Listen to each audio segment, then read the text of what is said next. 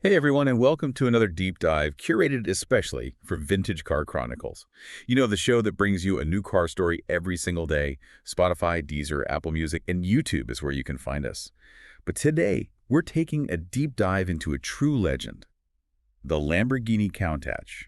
Produced from '74 to 1990, this wasn't just some car, it was a statement. And what a statement it was. It wasn't just about Lamborghini showing off, though. They were responding to a changing world of supercars. I mean, they already had the Miura, which was amazing. Yeah. But Ferrari had the Daytona, and let's be honest, the Miura, even though it was brilliant, was getting a bit, well, old. So it was more than just a new car, it was like a revolution, right? I'm already intrigued. Tell me about the origins of this game changer. Well, you've got Ferruccio Lamborghini, the man himself. He basically told his team to create a Miura successor that would blow everything else away. It was codenamed LP112. Their goal was clear: build a pure sports car. Totally different from the Miura, which was more of a grand tourer. It was all about speed and performance, pushing the limits. Okay, you've definitely got my attention. And let's talk about that design because, I mean, WOW, it looks like something from the future. Right. That's all thanks to Marcello Gandini from Bertone. He got her done the Miura, which was amazing. But with the Countach, he went like next level. It was this radical, futuristic design. We call it the Italian wedge now. You see hints of it in earlier concept cars, like the Alfa Romeo Carrabbo or the Lancia Stratos Zero. But Gandini, he just nailed it with the Countach. And speaking of nailing it, let's talk about those unconventional design features, those scissor doors. I mean, talk about making an entrance. Yeah, those doors. They weren't just for show, though. They were actually a solution to a real problem. The Countach is wide and the door sills are high. So regular doors would have been, well, a pain, especially in tight spots. The scissor doors solved that in such a dramatic way. Oh, absolutely. And what about that periscope rear view mirror? So iconic. Was that another practical design choice that turned into a style element? 100%. Rear visibility in the Countach wasn't exactly great, so Gandini came up with that genius solution: a little window on the roof so you could see behind you. Later models had regular mirrors, but that periscope, it's part of what makes the early Countachs, the Periscopo models, so special. So even in those early days, the Countach was constantly evolving. Did the styling change a lot during its production run? Oh yeah, definitely. Through the different versions, there were some subtle but noticeable changes. It became even more angular, more aggressive, bigger vents, larger spoilers, and those iconic fender flares. Like, its design was mirroring its evolution as a supercar, always getting sharper, more powerful. We've talked a lot about the looks, but I'm sure there's more to the Countach than just that. What about the engine and the tech behind this beast? Well, the Countach was all about performance, and that started with its engine layout. It was one of the first to use the longitudinal posterior layout, or LP. LP. Okay, break that down for me. What's so special about that? Yeah. So imagine the engine like a loaf of bread. In most cars, it's sideways. But Lamborghini, they put it lengthwise in the Countach, like sliding the loaf in from the back. This gave it better weight distribution, shorter wheelbase, easier access for maintenance. And let's be honest, a car like this probably needed a lot of that. And that LP layout, it became synonymous with Lamborghini performance. Speaking of performance, let's talk about that legendary V12 engine. It went through a lot of changes during the Countach's production, right? Oh, it definitely did. The first one, the LP400, had a 4.0-liter V12. You know, they actually planned on a 5.0-liter. But they had to scale back because of reliability issues. But even with that smaller engine, they were still pushing boundaries. So they were learning as they went along. What happened next in the evolution of this powerhouse? Well, with the LP400S, they actually did something kind of surprising. They actually downgraded the engine a bit to focus on improving the handling. Wider tires, revised suspension. It was all about refining the driving experience. So it wasn't just about raw power. They wanted it to be a true performer. Exactly. Then came the LP500S, which had a bigger 4.8-liter engine. And then the big one, the LP5000 Quattro-Valve. This one had a 5.2-liter engine, 4 valves per cylinder. More power, more efficiency. It sounds like they were always tweaking that engine, trying to squeeze every bit of performance out of it. Oh, absolutely. And we can't forget the special 25th anniversary edition. It was restyled by this young designer named Horacio Pagani. You might know him. He went on to make his own legendary supercars. This Countach, it had even better aerodynamics. It was a fitting tribute to the Countach's legacy. You know, what's really fascinating about the Countach, it's just how audacious it was. This was a car meant to shock, to challenge everything, to like redefine supercars, and it did. It's true, even today it turns heads. You see a Countach on the street, you can't ignore it.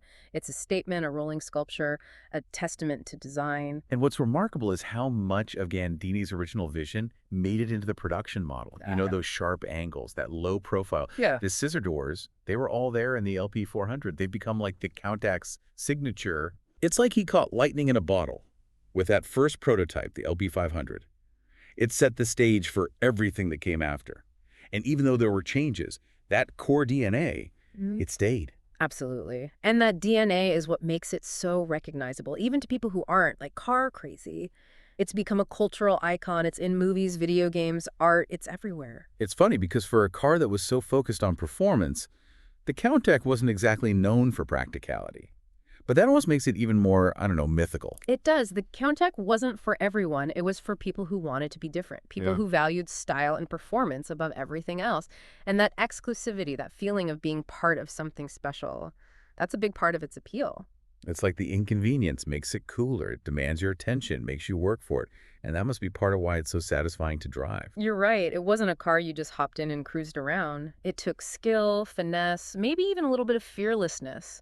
But once you mastered it, that experience was, well, unforgettable. We've talked about so many different versions, from the early Periscopo models to the Quattrovalvole and the 25th anniversary edition. If you could only have one, which would you choose? Ooh, that's a tough one. They all have their own, like, unique appeal. But if I had to pick, I think I'd go with an LP400S. It just has that perfect balance of classic styling and with those wider tires and that more aggressive stance. Plus, that's the one that really cemented the Countach's image, you know, thanks to the Cannonball Run. Oh, yeah. I remember that scene. It's a great choice. I think a lot of people would agree. It represents a real sweet spot in the Countach's evolution. It does, and I think it would just be an absolute blast to drive. That V12 engine, the handling, the wind in your hair, it would be an experience like no other. Speaking of experience, let's talk about what it was actually like to drive a Countach. We know it wasn't the easiest car to handle, especially by today's standards. But what made it so special behind the wheel? Well, you got to remember, the Countach was all about speed. It was built to cut through the air, and that made the driving experience incredibly visceral, raw, unfiltered. So it wasn't about comfort. It was about pure performance. Exactly. When you were behind the wheel of a Countach, you felt connected to the road, to the engine, to the car itself. Heavy steering, powerful brakes, that engine roaring. It sounds like an experience that would demand your full attention. Oh, absolutely. Not a car for the faint of heart. But if you were looking for a thrilling, challenging drive, it was the ultimate machine. What about those scissor doors? Did they make getting in and out a challenge? They definitely added a certain level of, I don't know, drama. But once you got used to them, they weren't too bad. You had to watch out for low ceilings and tight spaces. But that was part of the charm. It's not like you could just blend in with a Countach anyway. Not at all. It made a statement wherever it went. People would stop and stare. It left the lasting impression. It's funny because even though it wasn't designed for everyday use, it seems like a lot of people actually use them as their daily drivers. Yeah. It's true. And in a way, that shows how versatile it was. It wasn't just a track car or a garage queen. It was a car you could actually live with if you were willing to make some sacrifices. I guess when you're that passionate about a car, you're willing to put up with a few things. Absolutely. And for a lot of Countach owners, those inconveniences were just part of its personality, part of what made it special. So we've discussed the design, the performance, what it was like to drive. But what about its legacy? What is it about this car that still fascinates us, decades after it stopped being produced? Well, I think it's a combination of things. First, there's that audacity. It was so different from anything else on the road, and it still looks futuristic even today. It was bold, a rejection of the norm, a testament to imagination. It's like it time traveled from the future, landed right in the 70s. Exactly. And that futuristic feeling, it's still there today. You see a Countach, you can't help but be impressed. Those sleek lines, that aggressive stance, it was designed to be noticed. And it still does that without even trying. Beyond the looks, the Countach was also a pioneer in terms of technology. The LP engine layout, using composite materials, the constant push for more power, better performance, it paved the way for the supercars we see today. It did. The Countach wasn't just about style. It was about substance, too. And that commitment to innovation, that's why its legacy is so strong. It wasn't content to just sit there and admire what it had achieved. It was always evolving, pushing the boundaries. And you see that evolution in all the different versions that were made. each one building on what came before. More power, more refinement. It's like the Countach was alive, constantly adapting to stay ahead. And that sense of progress, that's another reason why it's still so captivating. It represents innovation, that drive to always push limits. And let's not forget about its impact on pop culture. This wasn't just a car for enthusiasts. It captured everyone's imagination. It did. It was a movie star, a poster child for the 80s. Yeah. It symbolized wealth, power, and of course speed. And that image has stuck. It's become more than just a car. It's a cultural icon. It's a car that even people who don't know anything about cars recognize. It's a symbol, a statement. Absolutely. The Countach is a legend. And its story isn't over yet. Even though it hasn't been made for over 30 years, it still inspires people, fascinates them. It ignites passion in car enthusiasts all over the world. It's a reminder that good design is timeless. And true icons never really go away. Couldn't agree more. The Lamborghini Countach is a testament to the power of cars, a symbol of human ingenuity, a car that will keep captivating us for generations. A legacy that few cars can match. It's in a league of its own. You know, as we've been talking about the Countach and its design, I've been thinking about how subjective beauty is, especially with cars. What one person loves, another might hate. But the Countach seems to have this universal appeal. It goes beyond personal preference. Why do you think that is? That's a great question, and I think it goes right to the heart of what makes the Countach so special. I think it's about authenticity, its pure sense of purpose. The Countach wasn't designed to be pretty. It wasn't trying to please everyone. It was designed to be fast, aggressive, to push the boundaries of what a supercar could be. And that uncompromising spirit, that focus, that's what gives it its power. So it's not just the way it looks, it's what it represents, the ideas and emotions it brings up. Exactly. The Countach is a car that makes you feel something. Excited, intimidated, alive. And that feeling, that visceral response, it goes beyond just how it looks. It speaks to something deeper, our desire for speed, power, freedom. It's almost like it taps into something inside all of us. I think you're right. It speaks to our, collective car soul. It reminds us why we love cars in the first place. It makes us dream. And sometimes that's all that matters. Absolutely. The Lamborghini Countach is a dream on wheels, and it's a dream that continues to inspire us. Well said. As we wrap up this deep dive into the Lamborghini Countach, I want to go back to something you mentioned earlier about its influence on car design. We talked about the Italian wedge and how that became a staple for supercars. But what are some other ways the Countach influenced the cars that came after it? Well, besides the overall shape, the Countach also popularized a lot of other design elements that have become synonymous with supercars, like those scissor doors. They were bold, unconventional, but they captured that Countach spirit perfectly. Extravagance, futurism, and they've become a staple for Lamborghini. The Diablo, Murcielago, Aventador, they all have them. It's funny to think that something so radical is now almost expected on a Lamborghini. It is. But that's the power of iconic design. It sets trends, breaks rules, influences generations. The Countach was a masterclass in that. Were there any other design elements from the Countach that have had a lasting impact? Definitely. Like the sharp angles and dramatic lines, that aggressive, angular styling, it's become a hallmark of so many supercars. Not just Lamborghinis. You see it in the Ferrari F40, the Porsche 959, even some modern ones like the McLaren 720S. It's amazing how a car designed in the early 70s can still feel so relevant today. It is. And it shows that good design is timeless. When a car is truly well designed, it goes beyond its time. It becomes more than just a machine. It becomes an icon. And the Countach is definitely an icon.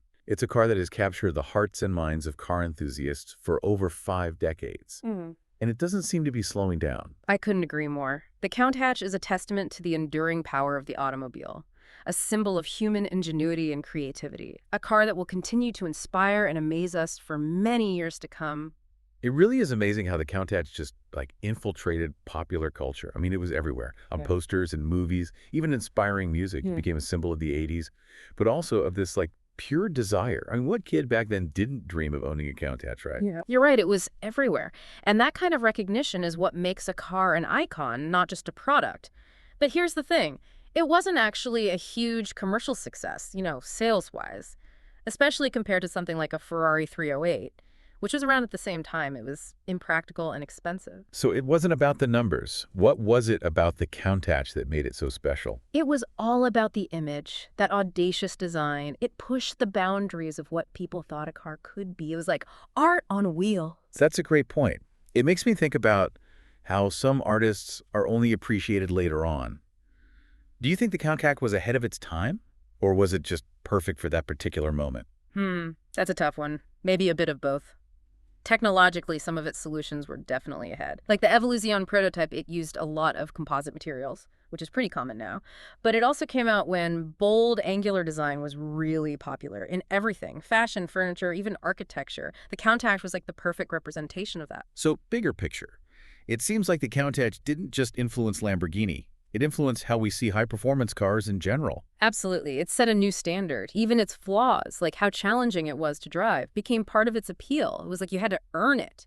And that's an image other brands have been chasing ever since. It's not enough to just be fast. You need that presence, that aura. Exactly. Some people say the new Countach LPI 804 is just a cash grab, but it proves that the original design still has power. It still gets people excited all these years later. Okay, so we've covered a lot. But why should our listeners care about the Countach? Because it shows that impact isn't always about numbers. It's about ideas. The Countach challenged everything, pushed boundaries. And in doing so, it changed the game. It shows us that true innovation, true passion can have a lasting impact. And for car enthusiasts, it's a reminder that sometimes the most flawed creations are also the most interesting. The Countach, for all its impracticalities, was a pure expression of what cars could be. You got it. It's that purity, that vision that makes it so captivating. Well, I think we've done a pretty thorough deep dive into the Lamborghini Countach today. Before we go, I want to leave our listeners with something to think about. We've talked about its design, performance, legacy, and its appeal. But what about its future? What do you think the next chapter holds for this iconic car? Will it keep going up in value? Will it inspire new designers? Or will it fade away? Something to ponder. Wow, that's a great question. I don't know the answer, but I'm excited to see what happens. It's a car that has always defied expectations. I have a feeling it has a few more surprises left.